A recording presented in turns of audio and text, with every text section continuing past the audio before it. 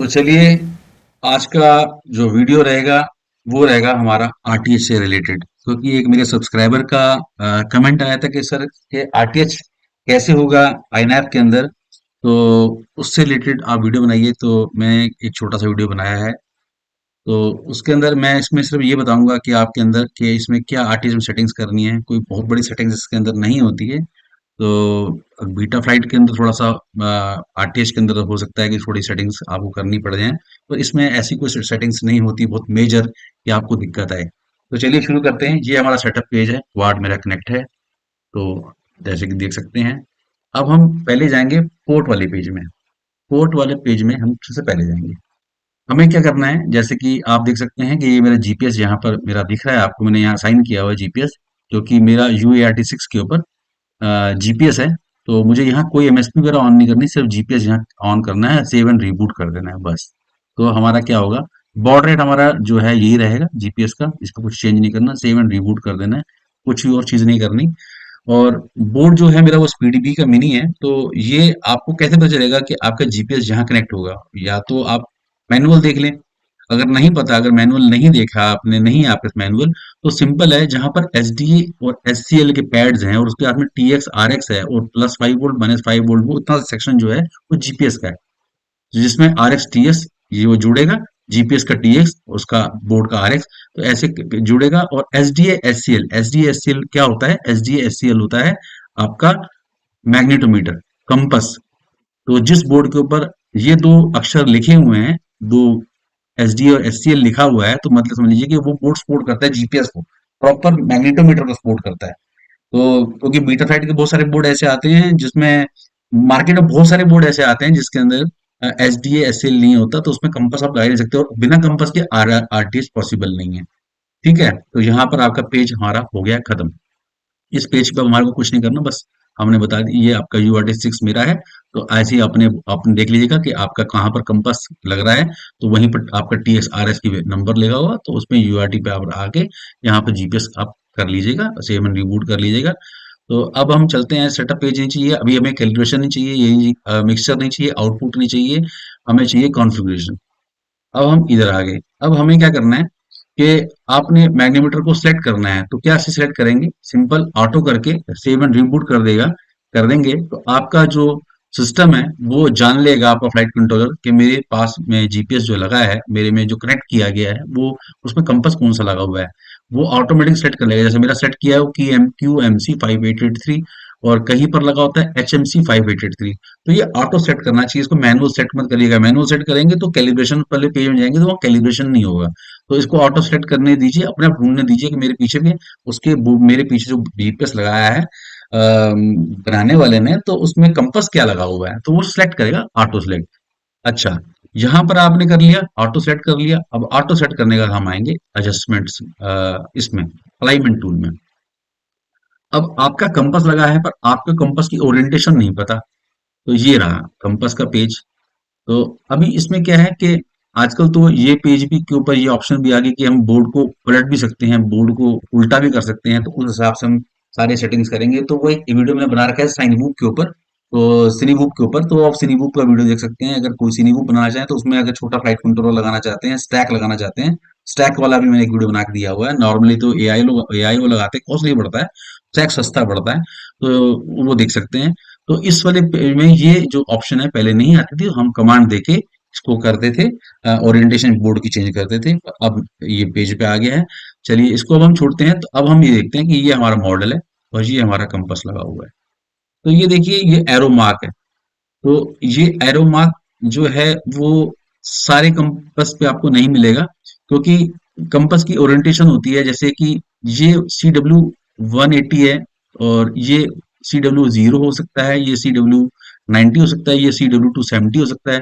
तो पता नहीं है, मालूम नहीं, क्योंकि कभी मैनुअल में तो आपको मिल जाएगा, जिधर से भी आप कंपास परचेज करते हैं उसकी साइट पे जाएंगे, अगर फॉक्सवेयर के ले रहे हैं तो वहां मिल जाएगा कि हाँ ये मेरा जो ओरिएंटेशन है, मैं ऐसे कंपास लगाऊंगा, तो इसका जो अगर फेसिंग इस तरफ है तो उसका ओरिएंटेशन ये है। पर अभी मेरे पास जो कंपास लगा उसमें हमें मेंशन नहीं हो रहा कहाँ पर फेसिंग है, क्योंकि फॉक्सवेयर का ऊपर स्टार बना हुआ है, पता ही नहीं कि CW 180 कौन सा है और किस कौन से ओरिएंटेशन पे है, और मैनुअल पे मुझे मिल नहीं रहा।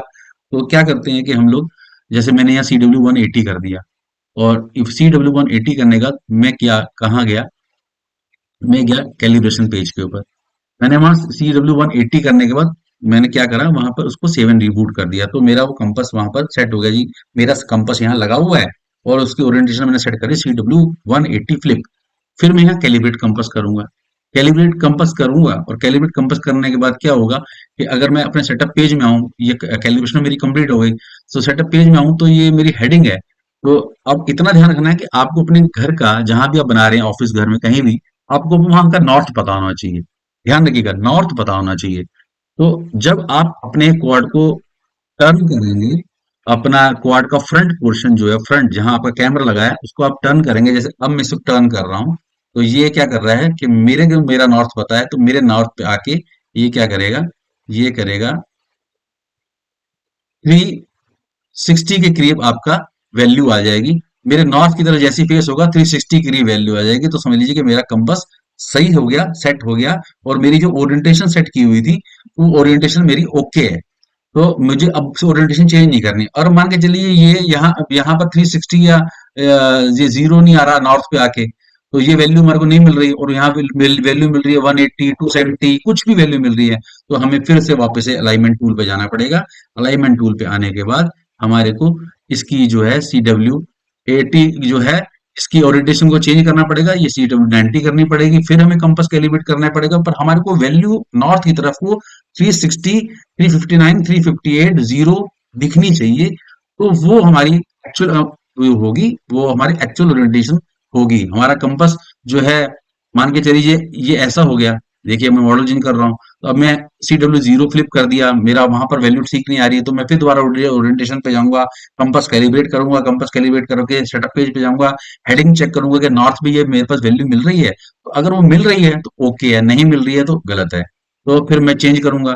जैसे कि मेरे पास मेरा जो कंपास की ओरिएंटेशन है वो है CW180 फ्लिप, तो इसको हम कर देते हैं सेव एंड रिबूट। तो अभी ये सेव एंड रिबूट करने के बाद ही हमारे को कैलिब्रेशन पेज पे जाना है, तो सेव एंड रिबूट करेंगे तभी वो वहां सेट रहेगा। ठीक है, अब हम आएंगे अपने, ये हमारा देखिए ये कंपास हमारा सेट हो गया, जैसे मेरा 180 फ्लिप था, तो मेरा 180 फ्लिप पे सेट हो गया। तो अब हम आएंगे अपने कैलिब्रेशन पेज के ऊपर। अब हम यहाँ इसको कैलिब्रेट करेंगे, कैलिब्रेट करने के बाद हम यहाँ सेव एंड रिबूट कर देंगे। सेटअप पेज पे आएंगे, सेटअप पेज पे आने के बाद देखेंगे हमारे पास जो वैल्यू है वो 360 मिल रही है, नहीं मिल रही, नॉर्थ पे जाने के बाद, तो हमारा कंपास सेट हो जाएगा। अब हमारे को दिक्कत नहीं आएगी कि हम पोजीशन होल्ड करें, ऑल्टीट्यूड होल्ड करें। पोजीशन होल्ड करते ही वो एकदम सीधा खड़ा रहेगा एक जगह के ऊपर, मूवमेंट नहीं करेगा, और सफिशिएंट सैटेलाइट होने चाहिए आपके पास में। ठीक है, अब ये कंपास का हो गया। अब हमारा हो गया, क्या क्या काम हो गया, हमारा हो गया कि हमने पोर्ट सेट कर लिया। पोर्ट सेट करने के बाद हमें कॉन्फ़िगरेशन में गए, हमने कंपास सेलेक्ट कर लिया क्या कि हमारा चिप कौन सा लगा हुआ है। उसके बाद हमने अलाइनमेंट टूल में आके अपनी कंपास का कहते हैं ओरिएंटेशन सेट कर ली। ओरिएंटेशन के बाद हम आगे कैलिब्रेशन के अंदर हमने कंपास को कैलिब्रेट कर लिया, हमने हेडिंग सेट कर ली। अब उसके बाद हम आ जाएंगे सिंपल सा आपके जीपीएस पेज पे। जीपीएस में हमने सिर्फ जीपीएस टेलीमेट्री ऑन करनी है यहाँ पे, और यहाँ पर इसको टिक कर देना है, यहाँ ऑटो डिटेक्ट करना है, यहाँ पर ये डिटेक्ट टिक कर देना है, ब्लू कर देना है, इसको हमने ऑन नहीं करना। सेव एंड रिबूट कर देना है, सिंपल, कुछ नहीं करना इस वाले पेज पे, इतना ही करना है, कुछ नहीं करना, कोई चेंजेस नहीं करनी है आपने। उसके बाद हम जाएंगे फेल सेफ में। फेल सेफ में ड्रॉप, लैंड, आरटीएच हमें ना ड्रॉप करना है ना हमें लैंड कराना है, क्योंकि लैंड का अगर हम कर देंगे तो जहां पर हमारा लॉस होगा सिग्नल, ये वहीं लैंड हो जाएगा। और अगर मान के चलिए आपने आरटीएच का बटन ऑन कर दिया, तो ये वहीं का वहीं लैंड हो जाएगा, आरटीएच नहीं होगा। तो हमें यहाँ आरटीएच सेलेक्ट करना है। आरटीएच सेलेक्ट करने के बाद यहाँ पर क्या कर देना है, सेव एंड रिबूट, खत्म। यहाँ पर भी काम खत्म, सारी सेटिंग्स आपकी ऐसे ही होंगी, उसमें कोई चेंज नहीं है। और इसके बाद आप कॉन्फ़िगरेशन में चले जाइएगा, थोड़ा सा आप ये देख लीजिएगा, यहाँ पर ये जीपीएस फॉर नेविगेशन टेलीमेट्री अगर ऑन हो जाए, डिफॉल्ट पड़ी हो तो ठीक, नहीं तो आप ऑन कर लीजिएगा। तो ये पहले ऑन कर लीजिएगा, फिर जीपीएस पेज पे जाइएगा। तो अब ये सारा काम यहाँ खत्म हो गया। अब हम आते हैं मोड्स पेज पे। बस इतने से ही हमारे पेज हैं, और ज्यादा पेज नहीं है। तो मोड पेज से पहले एक पेज में हम और आ जाते हैं, एडवांस ट्यूनिंग में आ जाते हैं। थोड़ा सा इसमें थोड़ा सा आप ये कर सकते हैं, यहाँ पर आप स्पीड बढ़ा सकते हैं रिटर्न टू लॉन्च की, कि स्लो ना आए, या कितने किलोमीटर पर आवर की स्पीड से वो आ रहा है, यहाँ पर मीटर्स के हिसाब से चलता है। तो अभी थोड़ा सा वेट करते हैं, क्योंकि एडवांस ट्यूनिंग में थोड़ा सा टाइम लगता है। तो यहाँ पर आप इसकी स्पीड को चेंज कर सकते हैं, ठीक है। और इसको कोई जरूरत नहीं है, मैंने नहीं चेंज करी, डिफॉल्ट यहाँ मैं चेंज करता हूँ, डिफॉल्ट आपको 10 मीटर मिलेगा आरटीएच। तो इसमें ये लिखा हुआ है, use an extra fixed and altitude least RTH altitude mode. तो इसमें आपने सिंपल से क्या करना है, आपने ये कर देना है 15 मीटर। नॉर्मली डीजीआई के पास भी 15 मीटर ही ऑप्शन होती है, वो भी 15 मीटर डिफॉल्ट में सेट होता है। इसका मतलब ये होता है कि जब आप आरटीएच को एक्टिवेट करेंगे तो ये 15 मीटर हाइट पे जाएगा और फिर ये वहां से आरटीएच हो जाएगा और आपके पास 15 मीटर हाइट पे आके ऊपर खड़ा हो जाएगा और स्लो स्लो स्लो स्लो नीचे डाउन होके लैंड होके ऑफ हो जाएगा। तो ये ऑप्शन भी है, वो सारे जो पेज जो सारे ऑप्शन है वो सारी डिफॉल्ट में बहुत अच्छी सेट है। ये सारी है, journal navigation, way point navigation, ये तो वे पॉइंट्स का है। ऑटोमेटिक लैंडिंग सेटिंग ये है, ऑटोमेटिक लैंडिंग सेटिंग जैसी आएगा वो ऑफ हो जाएगा, किस स्पीड से आओ डिसेंड होगा। तो ये सब चीजें हैं। तो इसमें सिर्फ पेज में आपने क्या करना है, मैंने आपको डिफॉल्ट मिलेगा 10, मैंने 15 कर दिया, एज पर अपनी रिक्वायरमेंट के हिसाब से आप सेट कर लीजिए। आपको 20 चाहिए 20 मीटर कर लीजिए, 30 चाहिए 30 मीटर चाहिए, 30 मीटर हाइट पे जाएगा और रिटर्न टू लॉन्च हो जाएगा। और सेव एंड रिबूट दबा दीजिएगा, तो ये जो वैल्यू है वो सेव हो जाएगी। अब ये पेज से भी आप निकल जाइए, ये खत्म हो गया यहाँ सारे पेज की सेटिंग। अब आ गए हम लास्ट पेज मोड पे। तो अभी क्या है कि जब तक आप मैग्नेटोमीटर सेट नहीं करेंगे, आप सेलेक्ट नहीं करेंगे, तो जैसे आप बिना जीपीएस के अगर आप इस वाले पेज पे आ गए तो आप ढूंढेंगे, अरे इसमें पोजीशन होल्ड क्यों नहीं मिल रहा हमारे को। तो मैंने तो सर का वीडियो देखा था, वहां तो पोजीशन होल्ड मिल रहा था। तो उसमें क्या होता है कि जब तक आप मैग्नेटोमीटर को कंपास को सिलेक्ट नहीं करेंगे, पोजीशन होल्ड का ये ऑप्शन ही नहीं आएगा। उसमें कई सारे ऑप्शन नहीं आएंगे। तो ये जो है ऑप्शन तब मिलेगा जब आप वहां पर कंपास सेलेक्ट कर देंगे। तो ये पोजीशन होल्ड आपको जो है सिलेक्ट तब करना, आपको तब मिलेगा जब आप वहां कंपास को सेलेक्ट कर देंगे। तो ये पोजीशन होल्ड आ गया। तो अब जैसे कि मैं आपको बता देता हूँ कि मेरे पास जो ऑल्टीट्यूड होल्ड है वो एक टू वे पोजीशन पे, टू वे स्विच के ऊपर है, टू पोजीशन स्विच के ऊपर है। डाउन में नॉर्मल, और ऊपर करते हैं स्विच को हम असाइन ऊपर कर देते हैं, तो वो पोजीशन ऑल्टीट्यूड होल्ड हो जाएगा। उसके बाद ये जो पोजीशन होल्ड है, ये मेरा इसके ऊपर दो फंक्शन होते हैं। एक मेरा होता है वेव पॉइंट, जैसे कि नैव वेव पॉइंट। मैं कोई भी मिशन बनाता हूँ, मिशन बना के मैं एक्टिवेट कर दूंगा, टॉप पे ले आऊंगा तो मेरा जो मिशन एक्टिवेट हो जाएगा और वो मेरा जो क्वाड है मिशन के ऊपर चलेगा। तो अभी इस पे अभी आपको कुछ जरूरत नहीं है काम करने की, सिर्फ आपने पोजीशन होल्ड को थ्री पोजीशन स्विच पे रखना है और सेंटर में सेट आपने सेट कर देना है। तो यहाँ ऑटो सेट करिएगा, सेंटर में जैसे आप करेंगे सेट हो जाएगा, आपको ये जो बार है आगे ले जानी है, खत्म। तो ये पोजीशन होल्ड आपने कर लिया। अब करना है नैव आरटीएच। तो ये कहाँ सेट किया हुआ, मैंने कहाँ सेट किया है, मैं आपको बता देता हूँ। मेरा एक जो स्विच है थ्री पोजीशन पे, जो लोएस्ट है वो हॉराइजन है। उसके बाद है सेंटर में मेरा एंगल, और एंगल के बाद अगर जब मुझे कुछ लगे कि कुछ मिस हैपनिंग होने वाली है, मैं अपने टॉगल स्विच को लास्ट पोजीशन पे ऊपर ले जाता हूँ और आरटीएच एक्टिवेट कर देता हूँ। तो इसको एक्टिवेट करने के लिए ऑटो करिए और आरटीएच को स्विच को ऊपर करिए टॉप पे, ऑटोमेटिकली आपका ये जो बार है यहाँ चले जाएंगे और स्लाइडर को आप यहाँ ले जाइए, तो ये सिलेक्ट हो जाएगा आपका आरटीएच।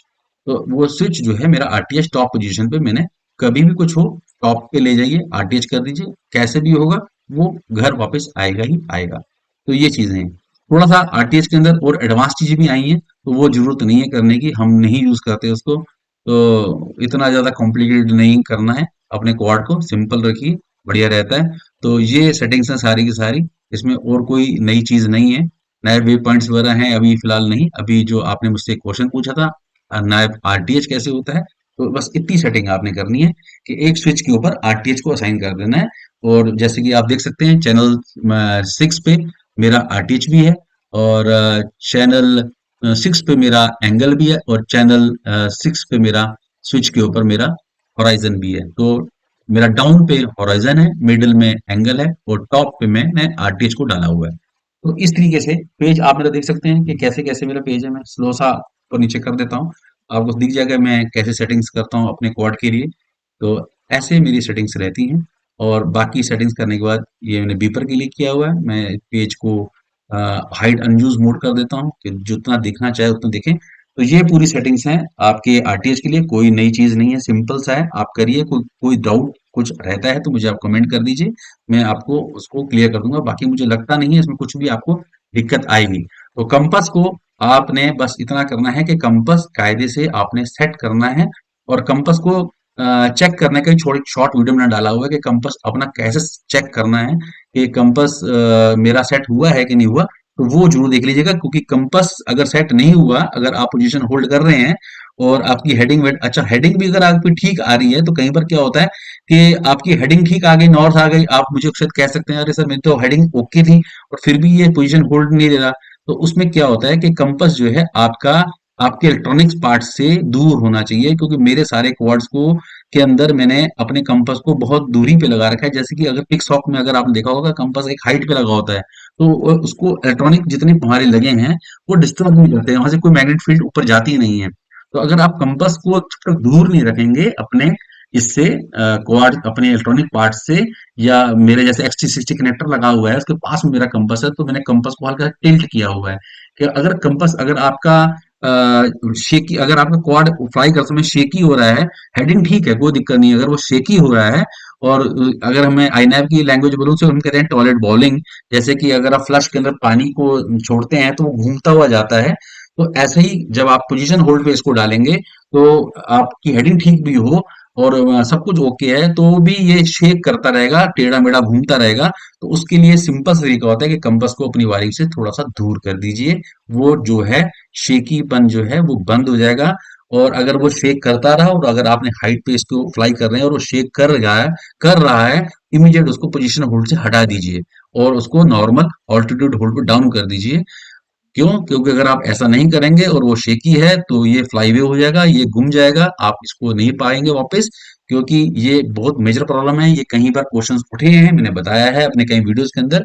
तो कंपास को अपने इलेक्ट्रॉनिक्स से दूर रखिए, बिल्कुल भी उसके टॉप पे, फ्लाइट कंट्रोल के टॉप पे या इधर उधर मत रखिए। कई बार क्या होता है, जैसे कि मेरे पास जो मेरा भी ये क्वाड है जो मैंने बनाया है, इसके पीछे भी TPU माउंट लगाया है, पर वो TPU माउंट भी सही नहीं है, बहुत करीब मेरा SC60 कनेक्टर लगा है, वो डिस्टरबेंस पैदा कर रहा है। तो जरूरी नहीं कि TPU माउंट है तो उसको हल्का टिल्ट कर दीजिए, TPU माउंट को ऑप्शन होती है टिल्ट करने की, वैसे तो कंपास सीधा ही रखता है और अच्छा सैटेलाइट वैसे ही लेता है वो। पर अगर ऐसा होता है तो कंपास को हल्का सा टिल्ट कर दीजिए या कोई और पोजीशन पे अपने कंपास को थोड़ा सा दूर लेके जाइए अपने इलेक्ट्रॉनिक से, तो आपको ये जो सॉलिड बॉलिंग की जो प्रॉब्लम आती है वो नहीं होगी। तो ठीक है, आज का वीडियो हम यहीं खत्म करते हैं। और इसमें अगर कुछ डाउट्स हो कुछ हो तो आप मुझे कमेंट कर सकते हैं, मैं जो भी होगा अपने नॉलेज के हिसाब से आपको इसका गाइड कर दूंगा। ठीक है, आज के वीडियो को हम यहीं खत्म करते हैं। Bye bye, thank you, bye bye, good night.